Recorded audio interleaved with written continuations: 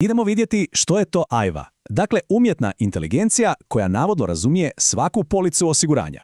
Pitanje koje nas sve muči, zar ne? Pogledajmo kako to izgleda u stvarnom životu.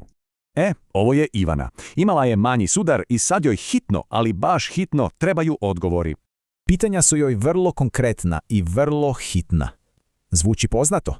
I što napravi? Logično, uzme policu u ruke. Ali dočekaju 5 stranica pravničkog jezika. I tako kreće potraga.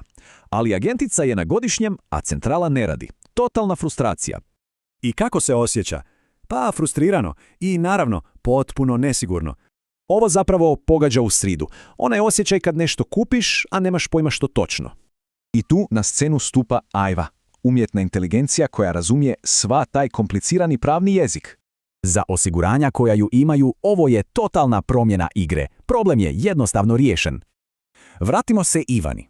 Sada zove osiguranje koje ima AIVA-u. I što se dogodi? Odgovor stiže odmah.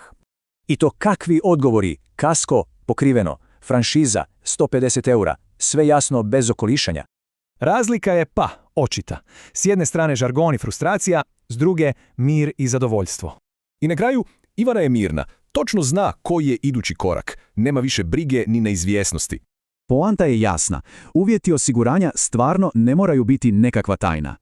Ukratko, to je AIVA, AI asistent koji jednostavno zna pravi odgovor.